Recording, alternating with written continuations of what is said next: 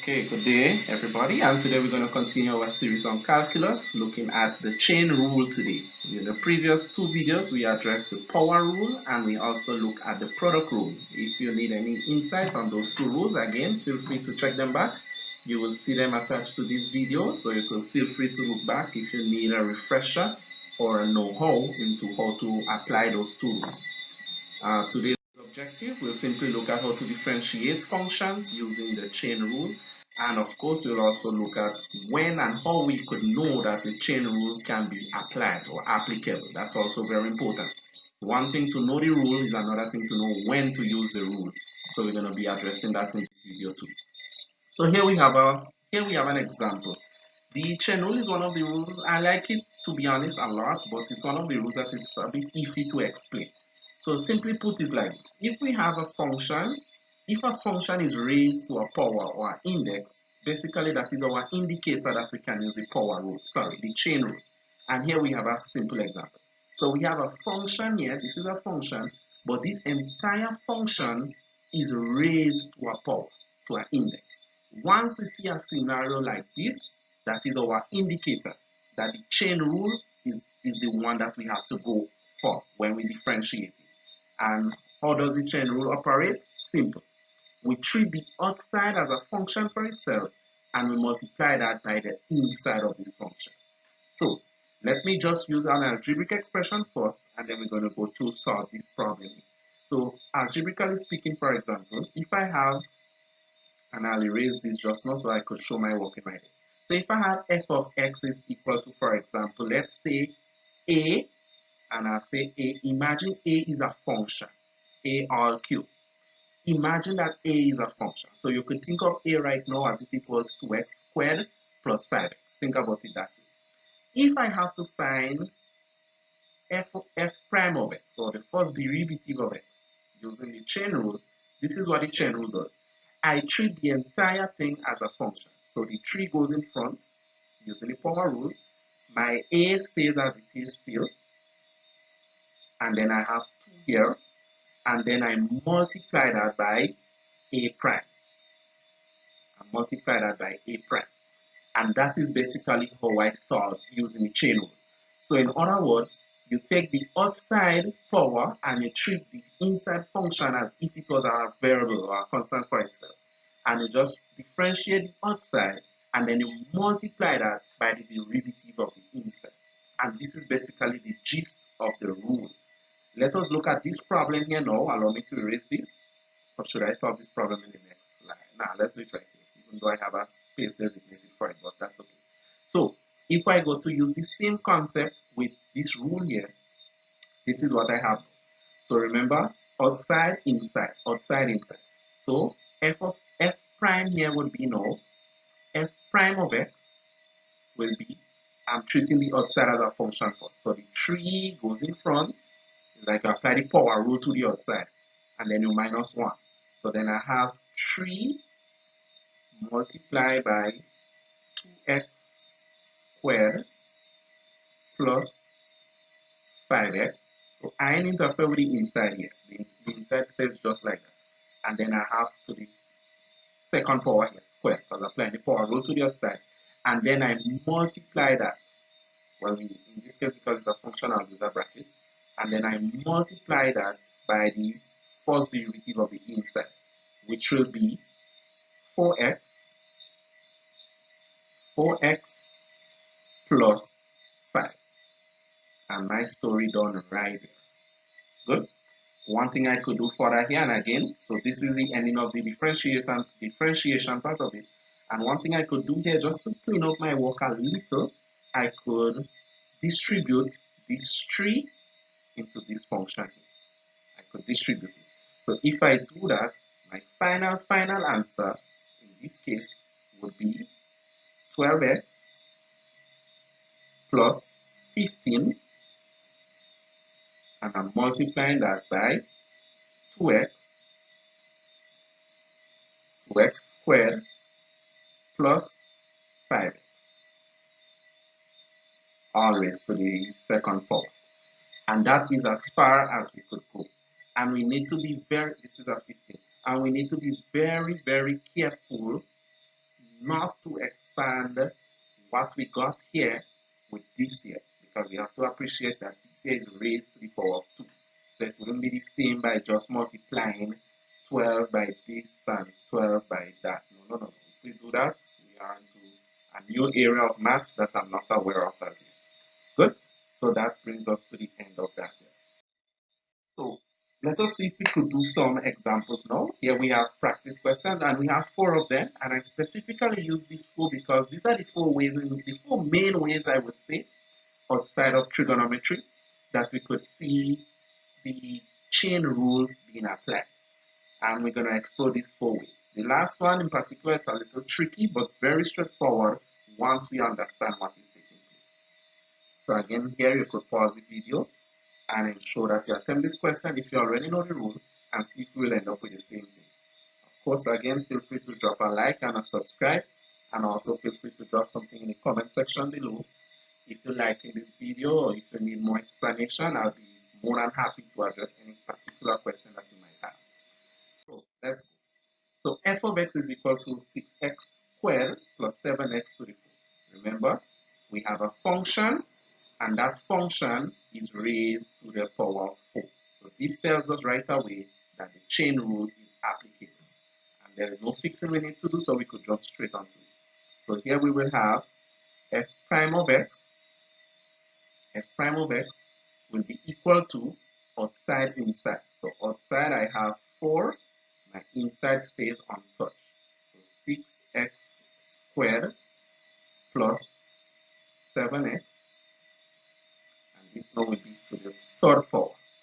So remember, it's like I apply the power rule on the outside. So the 4 went in front and I take away 1.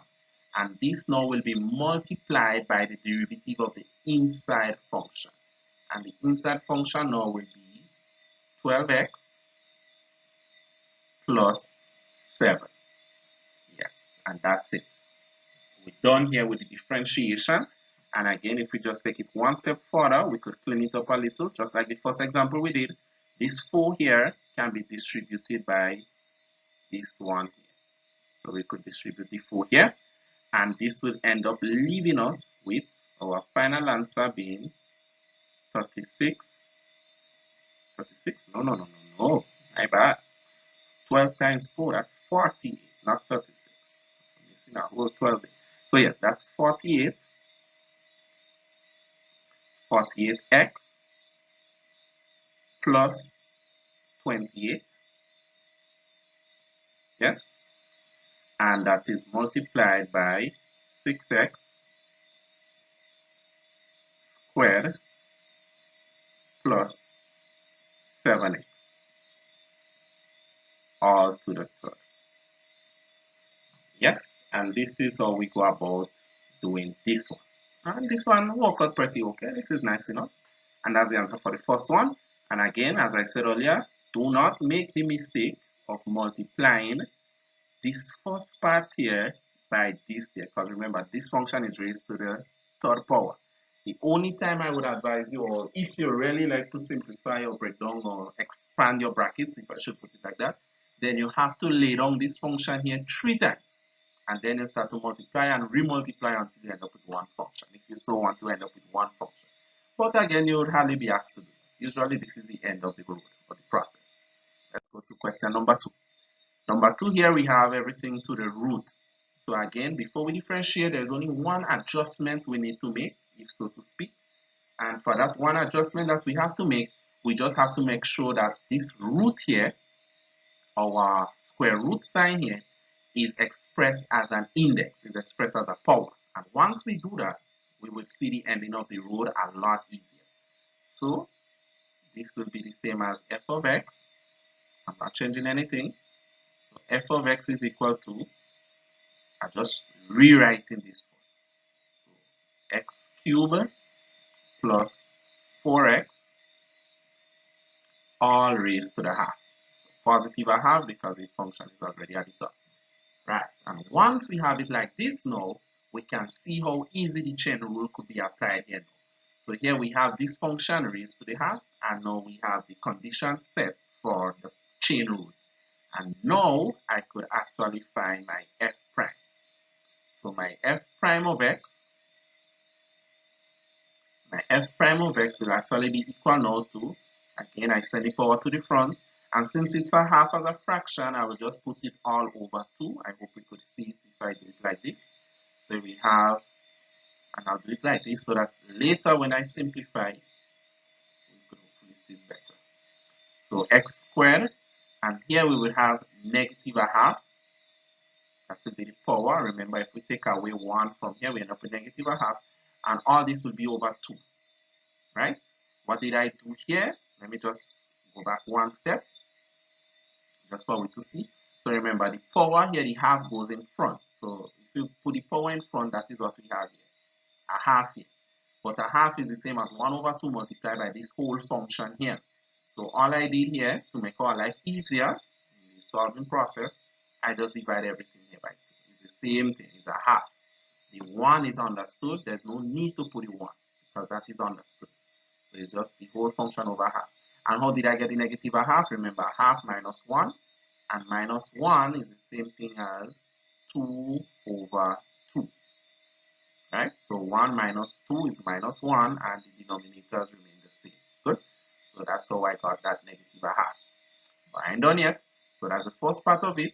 And then I still have to multiply by the derivative of the inside, which in this case will give me 3x squared plus 4. Yes, 3x squared, the 3 goes in front, and the minus 1 to the 4. Remember, power rule again, 3 goes in front, and a minus 1. Power rule all the way. And that gives us that 3x squared. And the 4 now, the 4x, the x is 0, 1 to the 0, x to the 0, 1 minus 1 is 0, and the 4 remains as is.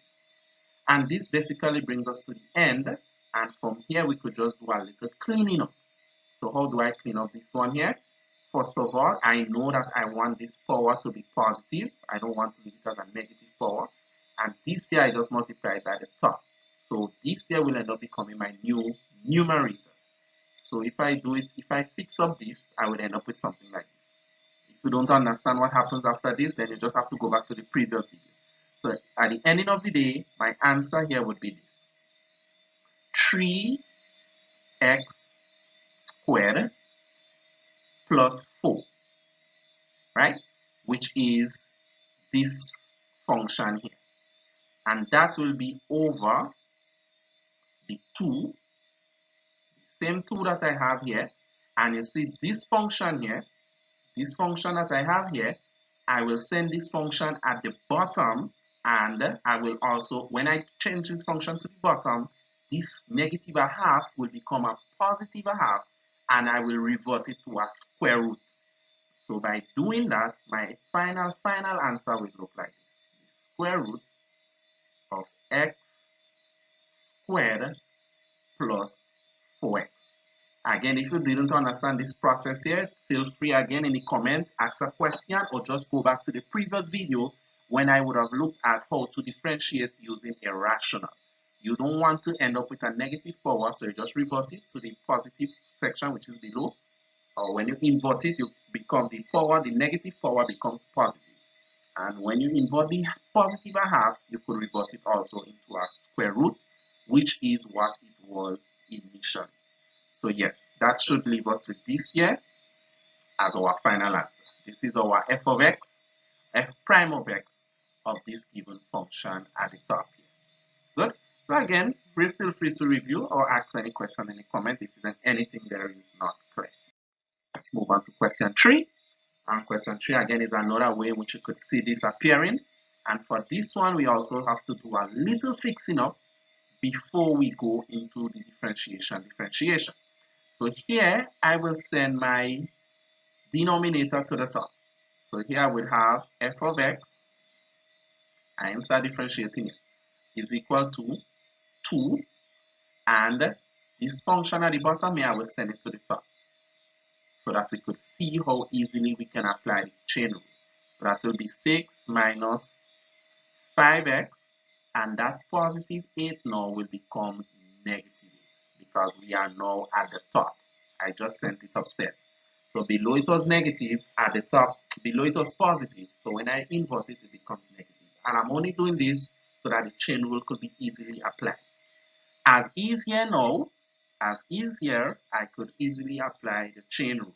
And to do so again, I send this to the front, and I take away 1. I do not interfere with the inside, and then I multiply that by the first derivative of the inside. So when I do this, my f prime now, so here I start differentiating. So my f prime now, f prime of x will be equal to negative 16, hope we see how that negative 16 come about, minus 8 times 2. The inside stays as it is, so I'm not interfering with the inside, minus 5x.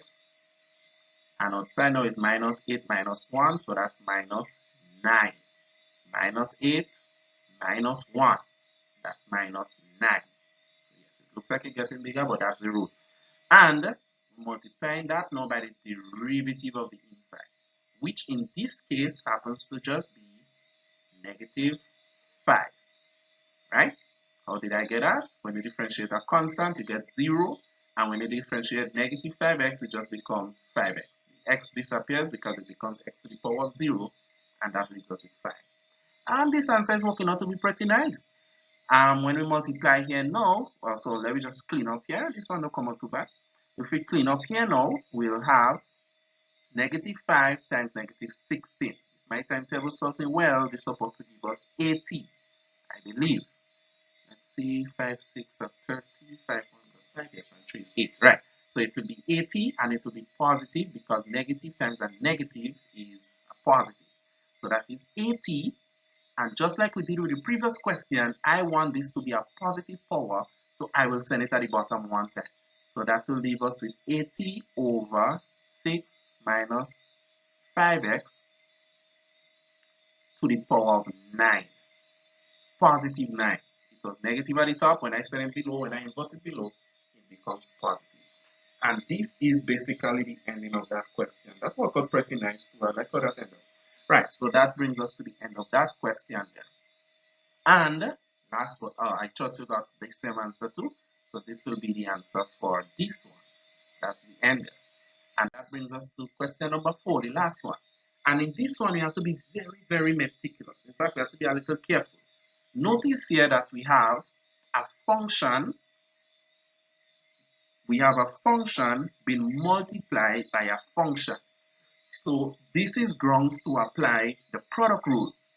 But we also have to notice that one of the functions we are multiplying by is raised to the power of 4. So this function here gives us room of raised grounds for the chain rule. So how do we differentiate this? Simple. Product rule and the chain rule. 2 in 1. So let's see how we go about doing this.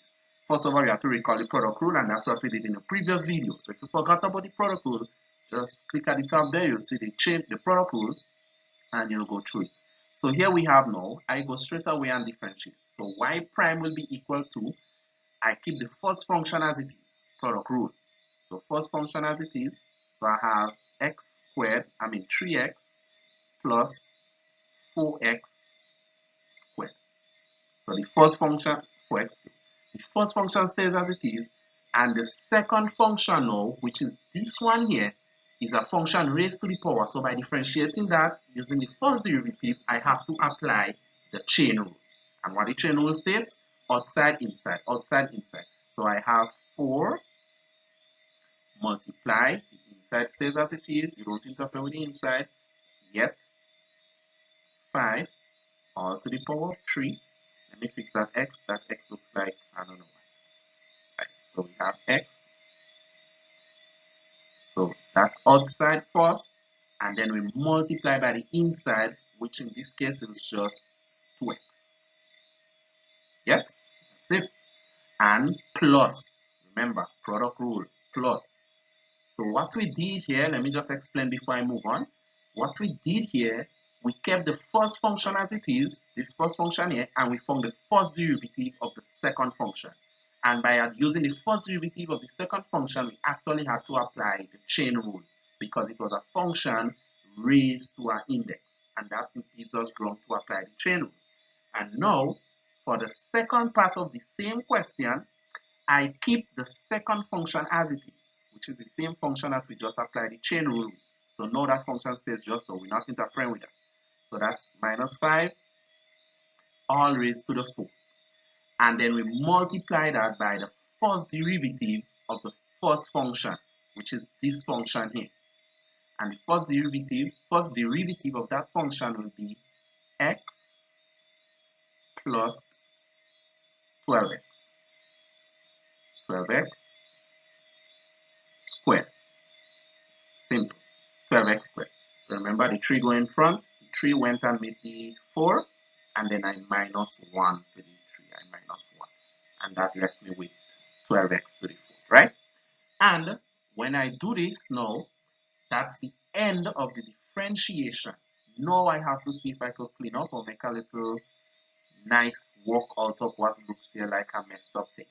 So let's start from here first. Looking at the first part, I will firstly multiply this 2x by this 4. So that will leave me with what? That will leave me with 3x plus, I just want to see how far I could go, or if I should go as far as I could. So 3x plus 4 to the x. And inside here now, I would have, let me put it in a bracket, 8x, good, 8x, and that's the product of multiplying 2x by that 4 here. And then that leaves me outside with x squared minus 5 all raised to the 3rd.